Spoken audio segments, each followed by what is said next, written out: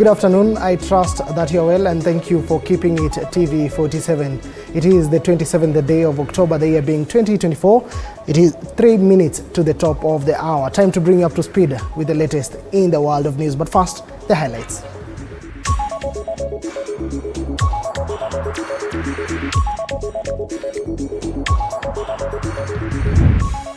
The debate over the extension of current presidential and parliamentary term limits continues to attract varied opinion, with a section of clergymen and political analysts criticizing the move and citing selfish interest. Kwa hivyo after 5 years then kuingia miaka ingine miwili hiyo itatumaliza. A charity organization reminds Kenyans on the responsibility to our senior citizens as the deplorable nature of many old people comes into sharp focus. People to come so that at least they can bring blankets, they can bring food, they can also have the counselors. And now, some sporting action where Kenya national football team Harambee Stars will this afternoon face South Sudan in the 2024 CHAN qualifier fixtures at Juba International Stadium. Once again, welcome on board. My name is Moige William. Now let us place you ahead of the curve with the latest news from across all the 47 counties and even beyond. Starting off, Environment Cabinet Secretary Aden Duale has said President William Ruto's administration will not allow leaders in his administration to propagate divisive tribal politics, saying the current administration is there to serve all Kenyans despite their political affiliations. Duale's remarks in the company of other leaders during a wedding ceremony in Isiolo County come days after the impeachment of Deputy President Rigathi Gachagua, who was accused of divisive utterances for saying Kenyans who voted for UDA were the majority shareholders in President Ruto's administration. As your son, I am not a minister of Northern Kenya.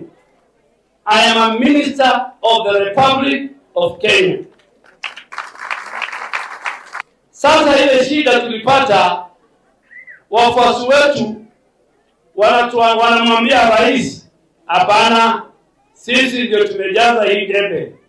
Hiyo ni kweli, mlijaza debe, mkatupatia wabunge wengi, maseneta wengi, magavana wengi, mkatupatia rais na makamu wa rais.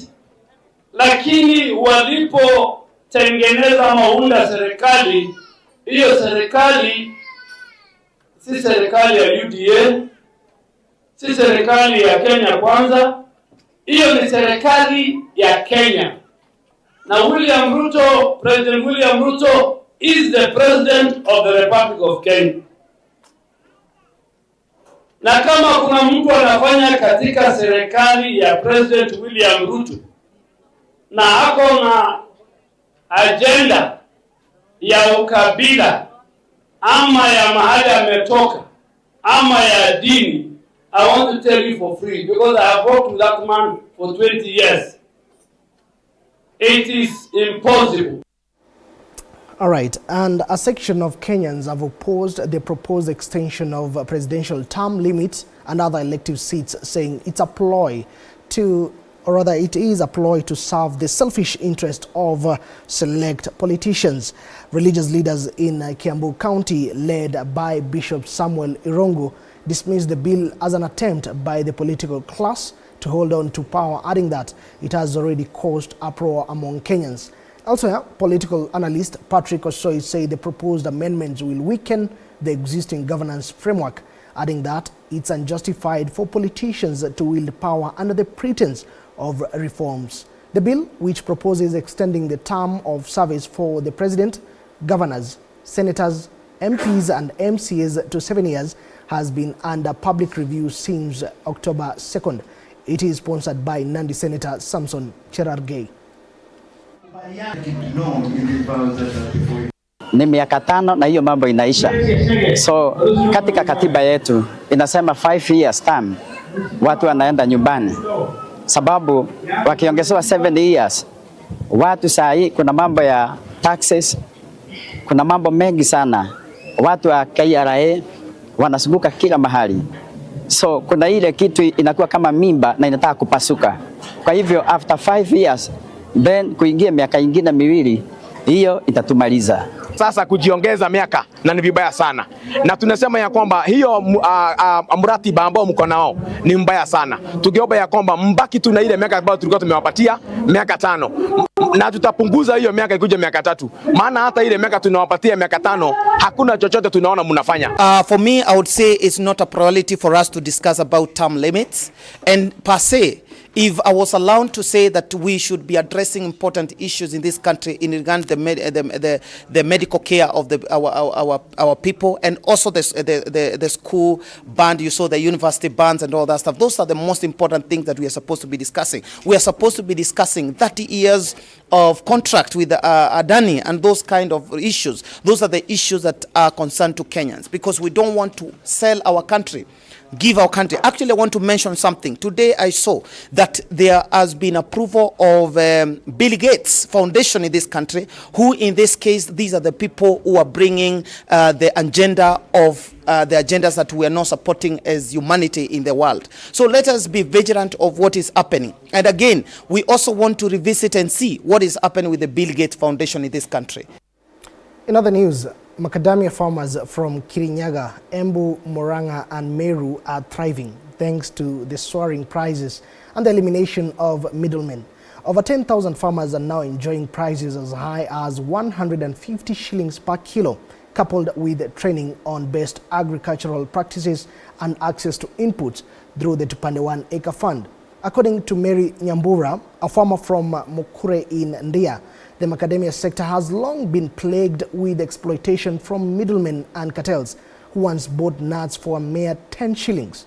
James Kariuki, another dedicated farmer, shares that over the past year, he has embraced organic farming techniques whereby synthetic fertilizers and pesticides to meet international product standards. Hapo mbeleni tulikuwa tunachukuliwa makandamia bila kujua hata bei. Mtu anakuja anakuambia nitakununulia na 100, anabeba makandamia. Akienda nayo juu haja kulipa, anakuja anakuambia soko iliharibika na anarudisha makandamia yako ambayo sio yenye alibemba. Mwaka huu tulianzia na 105, tukaendelea na sasa ni 130, 135 mpaka 140 tunapata hiyo makandamia. Kwa hivyo makandamia inatufaidisha sana hapa mashinani. Nilikuwa nikiuzia makandamia mabroka. Kuna mwaka ambao niliuzia mabroka makandamia. Niliuza kama tani 1.5. Wakati niliuza tani 1.5, sikupata chochote kwa hiyo mabroka, kwa sababu walikuwa wakinunulia bei ya chini sana, 70, 80, 20, hata 20 tulikuwa tumeuza hiyo bei. In terms of the macadamia farmers, we source from more than 10,000 farmers. And for example, for this year, we were able to source more than 2.5 million kgs from farmers, which we have been able to export. What we do, we source macadamia from farmers at a premium price, just to ensure that they are able to benefit from the crop. And as a result, we have seen an increase in macadamia prices because 1 Acre Fund is able to provide them with a good price. In other news, Principal Secretary for Digital Economy, Engineer John Tanui, has emphasized the critical role of technology-driven initiatives in generating job opportunities, particularly in emerging sectors of the digital media and electronic industry. While in Uasin Gishu County, during the launch of Jitume Digital Hubs, Tanui stressed the importance of integrating Kenya into the global technological landscape, ensuring that the country remains competitive on the international stage. In a groundbreaking initiative aimed at enhancing employment prospects across Kenya, the Principal Secretary said the ministry is collaborating with the private sector to establish 1,450 digital hubs nationwide. We've started in our TVETs, and so far we have done over 274 digital hubs. These are very critical for our digital superhighway initiative to unlock opportunities for our youth in the digital space. We are also accelerating connectivity in the country to ensure each of these digital hubs are connected with fiber. In this region, we have already connected over 51 institutions. We are glad that the government is providing that platform for the young people and the private sector like AI and other companies like even Summersource coming in on board to do like provide these opportunities and show these young people how to get these opportunities. And they're there in diversity, from professional services, and then we also in machine learning aspects, and also the BPO call centers. So they're there. But I think the main emphasis should be towards creating like digital hubs like what we have, encouraging the young people to collaborate together, to work together as a team, to build tools, to build technology that can be sold out there. Future of work is such that every person shall be rewarded commensurate to the solutions that they offer to mankind. Whether you are an engineer, whether you shall be in health, whether you shall be in tech, you shall only be paid commensurate to the solutions that you shall offer. A section of Mount Kenya leaders joined hands to celebrate former President Uhuru's birthday in Embu, that is Uhuru Kenyatta's birthday in Embu County, with the celebrations serving as a platform for the political discourse as they call for leaders to tone down political rhetoric and bickering to avert divisions witnessed in the mountain following the impeachment of Deputy President Rigathi Gachagua. The leaders, led by Embu Jubilee Party chairperson Agnes Wanjiru and Nyeri Town Member of Parliament Duncan Mathenge, they say that there are no divisions between Mount Kenya East and West, exuding confidence that the mountain region will remain united even after the impeachment of Gachagua, who is widely expected to be replaced by Interior Cabinet Secretary Professor Kithure Kindiki. It's a good day because we are celebrating 63rd anniversary or birthday for our former president and our party leader, who says that he's forever 18, and all of us say that we are forever 18. I just want to pass a message that he said this morning he wants peace and unity for our government. We know Uhuru has been a happy person, a happy president, a unifying factor of Kenya and the world, and we want all the leaders to embrace what Uhuru has said and let us all practice peace and unity so that our government and everything about Kenya can move forward. Na kwa sasa mimi naonelea kwamba tunafaa kurudi kwa huo udugu na umoja wetu kama jamii ya Kikuyu, Embu na Meru. Ndio tuashe huu ushindani mpya umekuwa katikati yetu. Sisi ni jamii moja, ni familia moja. Na kwa hivyo hata kama tunaongozwa na mmoja wetu, awe kutoka kwa familia kubwa yenye itaita ya Kikuyu.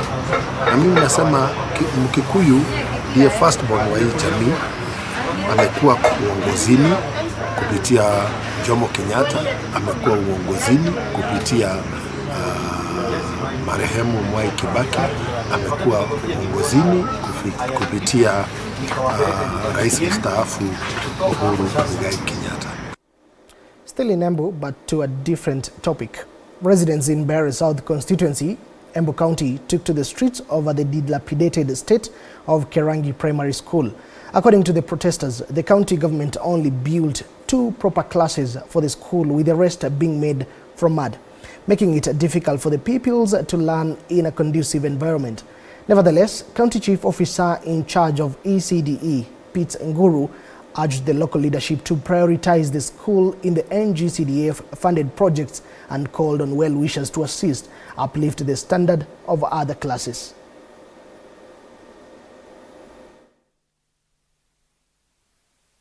Zimejengwa na matope, wakati wa mvua tunapomokewa huko, wakati wa baridi huwa tunatetemeka.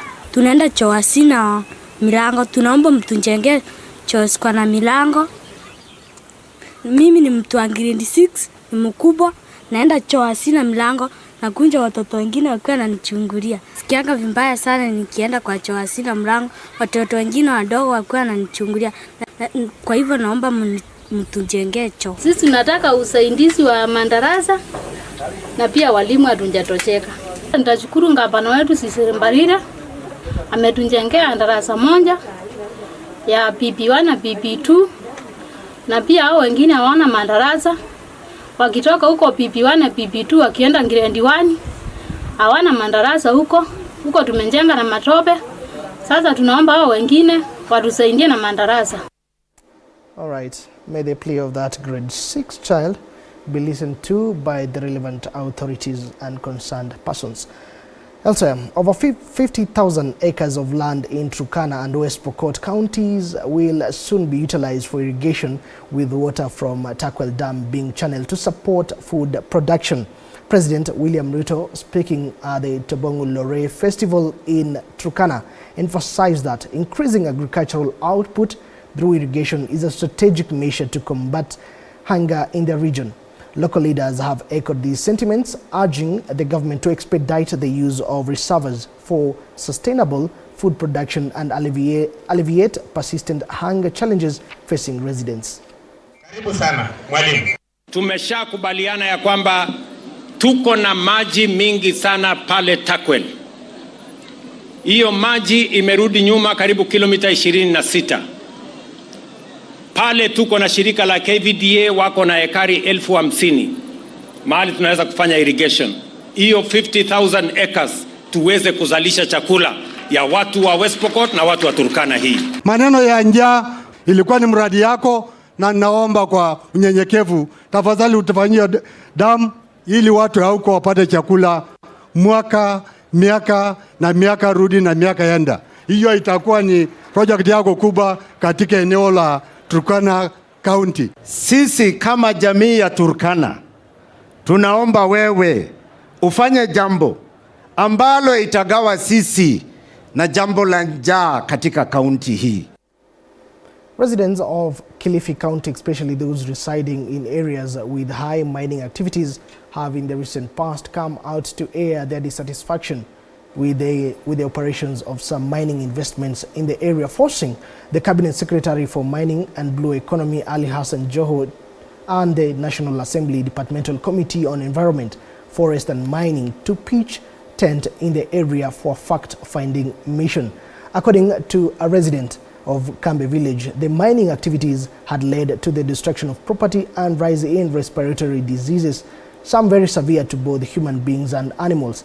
Additionally, Kilifi woman representative Gertrude Mbeyu, who is a member of the Environment, Forest and Mining Committee, accompanied fellow committee members led by Committee Chairperson Baringo South Member of Parliament Charles Cameroon, Kibwezi East Member of Parliament Jessica Mbalu Msambweni, Member of Parliament Faisal Abdallah, and Kwale woman representative Fatuma Masito to listen to the cries of the people and make a report.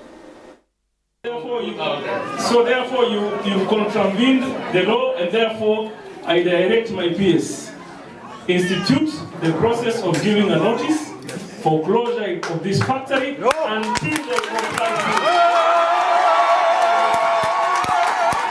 Kuna mengi na bai, kuna kampuni nyingi zinaumiza watu, kuna kansa inaendelea hapa kwa sababu ya mitambo mingine hapa. Jumbo. Niseme nisiseme. Waziri Rabai, watu wanateseka. Jumbo. Wasikia hiyo jumbo inatajwa? Yes. Kuna vitu vingi ndio maana tukasema tuje tusikize wananchi wa Rabai. Ile Simba Cement wakipiga king'ora, kitu cha kwanza hata hicho king'ora chao hakijaisha, washalipua baruti. Baruti yenyewe ni kali. Nyumba ukitegemea inatingisika namna hii. Nyumba inajaa nyufa, vumbi linainuka juu. Yani ni kitu cha kutatiza maisha ya. A group of devoted missionary sisters of the Holy Family have brought a sense of empowerment to elderly residents who are facing poverty, isolation, and age-related challenges at Thika Sub-County, Kiambu County. According to the mission's leader, Sister Cecily Wagodi, the nuns gathered the elderly from the isolated homes 3 times a year for counseling, nourishment, and training of basic skills like knitting and weaving in an effort to give a generation that is all too frequently forgotten a renewed sense of dignity, belonging, and hope. Have done is that with them we have started different groups. There are those who are making sweaters, because we realize that there are those who are making sweaters kitambo. There are those who are making the baskets, And if you can look at there, we have some few baskets which they have made, and they are also making it very well because they are able, those who have arthritis, they are able now to do some exercises. And with their testimony is that their arthritis is a bit alleviated. They do not have a lot of pain. We also need people to come so that at least they can bring blankets, they can bring food, they can also have the counselors because also they need to be counseled. They have their own problems and challenges of life, and that's why I'm talking about listening ear. We are calling upon people who can also be able to donate even means of transport, because when they have to come here, most of them they are not able to reach. Elsewhere, researchers in the country are calling on the government to allocate more funds towards research and innovation as a way of fast-tracking industrialization. These sentiments were emphasized by speakers at the launch of an international conference under the theme of leveraging research, technology and innovation in the new economy for sustainable development, happening at St. Paul University in Kiambu County. County Pension Fund Chief Executive Hosea Kiili maintains that the country has no shortage of innovative ideas, but only lacks resources and opportunities to convert the ideas into industrial products, pointing out that the current allocation of just above 2% of the country's budget towards research and innovation is too little, and hence the need to increase the percentage. So these people are being given targeted jobs to do for the affordable housing. So, but hardly is any financial institution willing to support them. We at CPF, we have decided to partner with them and provide them with a solution using technology. I want to say that we are ready, we are rolling it out, and we are going to assist them to find affordable financing. And one of the ways we have come up for affordable financing is actually using what we call in contemporary speak, we call it ethical financing or ethical credit.